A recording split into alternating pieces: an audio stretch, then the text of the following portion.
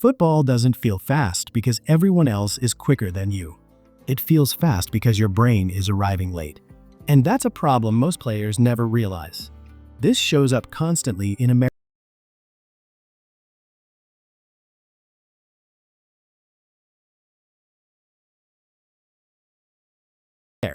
The work ethic is there, but something is missing, and it's not physical.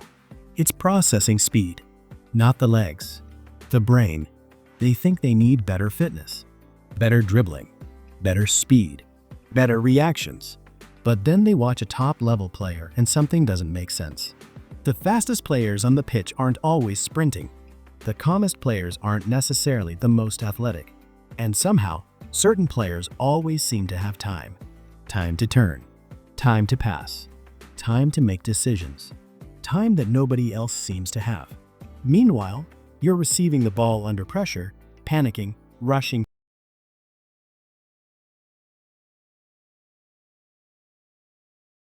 Happening. Why does football feel impossible for some players and strangely comfortable for others? The answer isn't what most people think. And once you understand it, you'll start seeing football completely differently. Because the players who look fast aren't reacting faster. They're reacting earlier. And that's a massive difference. Most players believe football is a reaction game. Something happens. Then you respond. Opponent moves. You react. Ball arrives. You decide. Pressure comes. You deal with it. Sounds logical. But that's exactly why many players stay one step behind. The best players don't spend most of the game reacting. They spend most of the game predicting. They're constantly gathering information before the ball arrives. They're building a picture of what's about to happen. So when the moment comes, it feels easy. Imagine two midfielders receiving the exact same pass. The first player looks down at the ball, controls it, then lifts his head. Now he starts searching for options. But by the time he's searching, defenders are already moving. Pressure is already arriving. The window is closing. Now everything feels rushed. The second player does something different. Before the pass even leaves his teammate's foot, he's already checked both shoulders. He already knows where the defender is. He already knows where his teammates are. He already knows his next action. When the ball arrives, he's not making a decision. He's executing one. Same pitch, same speed, different information. And that's why football feels slower to him. This is the first lesson. Football speed is usually an information problem, not a physical problem. The less information you collect, the faster the game feels. The more information you collect, the slower the game feels. That's why some technically gifted players struggle in matches. Their skills are good, their touch is good, their passing is good, but they're constantly surprised. And football punishes surprise.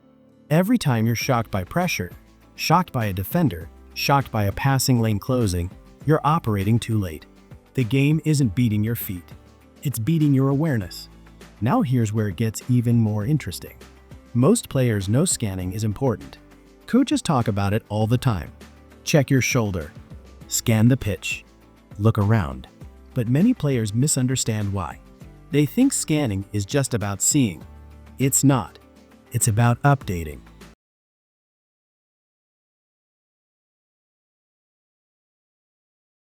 Players move. Spaces shift. Defenders rotate. Passing lanes appear and disappear. So elite players aren't checking once. They're continuously updating their mental map. Think of it like GPS. If your GPS updates every 10 seconds, you'll constantly miss turns. If it updates every second, navigation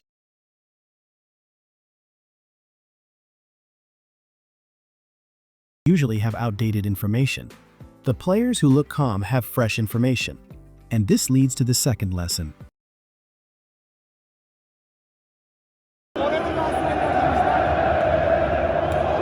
Next training session, don't focus on making perfect passes. Focus on checking your surroundings.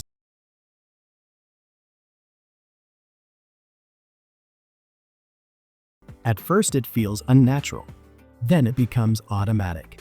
And once it becomes automatic, you'll notice something powerful. The game starts slowing down. Not because the game changed, because your awareness changed. This is exactly where a lot of American development pulls players in the wrong direction. A huge amount of youth soccer in the US is built around athleticism, running harder, being bigger, being faster. Those things matter. But if you build a player who wins every physical battle and never trains their scanning habits, you get someone who looks incredible in a fitness test and looks lost the moment the game speeds up tactically. That's not a talent gap. That's a training gap. And it's completely fixable. But information alone isn't enough. There's another reason players constantly feel behind. And it's something almost nobody talks about. Many players watch football like spectators, not participants. What does that mean? When the ball isn't near them, their attention disappears. They're resting mentally, waiting, watching, drifting. Then suddenly the ball comes their way and they're forced into emergency mode. Now they have to process everything at once. Pressure, space, teammates, options, risk, decision, action, all compressed into 1 second. Of course it feels fast, because they weren't preparing beforehand. Watch highly intelligent players and you'll notice something different. Even when they're nowhere near the ball, they're still engaged. They're observing, predicting, adjusting their position, tracking movements, preparing for possible outcomes. They treat every second as preparation time. Most players only start thinking when they become involved. Smart players think before involvement happens. And that's the third lesson. Your off-ball focus determines your on-ball quality. A lot of footballers separate the game into two parts. When I have the ball, when I don't. But football doesn't work that way. Your performance with the ball is heavily influenced by what you did before receiving it. If you switch off mentally, your future self pays the price. If you stay connected mentally, your future self gains an advantage. Now let's talk about another hidden trap. And this one affects ambitious players more than anyone else. Many players try to process everything. Every movement, every teammate, every defender, every option. And ironically, that creates slower decisions. Because football isn't about seeing everything. It's about noticing what matters. Think about driving a car. An experienced driver doesn't analyze every detail on the road. They focus on relevant information, speed, traffic, positioning, potential danger. Their brain filters the noise. Football intelligence works the same way. The best players aren't necessarily seeing more. They're filtering better. They're identifying the most important cues. Where's the pressure? Where's the space? Where is the advantage? What happens next? This is why experienced players often appear calmer than younger players. They've learned what deserves attention and what doesn't. The fourth lesson is simple. Stop searching for every answer. Start searching for the most important answer. When receiving near your own goal, your priorities are different than when receiving near the opponent's box. Context changes everything. Instead of asking 10 questions, ask 2 or 3 important ones. Where is pressure coming from? Where is space opening up? What is my next action? That's often enough. Now here's the part most players don't want to hear. Sometimes football feels too fast because your training is too predictable. You can perform perfectly in drills. You can dominate unopposed exercises. You can execute techniques beautifully. Then match day arrives and everything falls apart. Why? Because football isn't just execution, it's adaptation. Many training environments accidentally remove decision-making. The pass is predetermined. The movement is predetermined. The solution is predetermined. The brain barely has to work. Then the player enters a chaotic match where nothing is predetermined.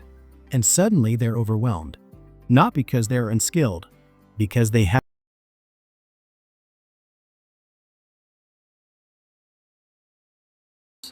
And some amazing training players disappear in games. One group trained decisions. The other mostly trained execution. The fifth lesson. Train your brain under pressure. Create situations where you don't know the answer beforehand. Small-sided games, restricted space games, directional possession games, decision-heavy environments. Force yourself to solve problems in real time, because football intelligence grows through exposure to uncertainty, not through memorizing perfect movements. Now let's bring everything together. Imagine you're about to receive the ball as a central midfielder. The old version of you waits for the pass, receives, looks up, finds pressure, panics, rushes a decision. The game feels incredibly fast. The new version starts preparing before the ball arrives, checks both shoulders, updates information, tracks movement, recognizes pressure, identifies space, predicts likely outcomes, receives with a plan. Suddenly, the exact same situation feels manageable. The difference isn't talent. The difference isn't speed. The difference isn't confidence. The difference is timing. One player starts processing after the problem appears. The other starts processing before the problem appears. That's why one player always looks late, and the other always seems ahead. This is the biggest mindset shift I want you to leave with. Football isn't won by the player who reacts best. Football is won by the player who prepares earliest. The game feels fast when you're constantly catching up. The game slows down when you're constantly preparing. Every shoulder check is preparation. Every observation is preparation. Every moment of focus away from the ball is preparation. And the more preparation you do, the less panic you experience. So if football currently feels too fast, don't immediately blame your speed. Don't immediately blame your fitness. Don't immediately assume everyone else is more talented. Ask a better question. Am I arriving late mentally? Because once you start arriving earlier, you'll discover something surprising. The game was never moving as fast as you thought. You were simply seeing it too late. And if you're an American player reading between the lines here, this is the gap that separates domestic standouts from players who actually make it in Europe. It's rarely the legs. It's almost always the head start. If you want to become the player who always seems calm, always seems composed, and always seems to have more time than everyone else, start training your awareness as seriously as you train your touch. Because the players who are one step ahead aren't seeing the future. They're preparing for it. And that's a skill every footballer can develop. If you enjoyed this video, subscribe for more football intelligence, performance, and match-winning mindset content. And before your next training session, challenge yourself to focus less on reacting and more on preparing. You might be surprised how much slower the game suddenly feels.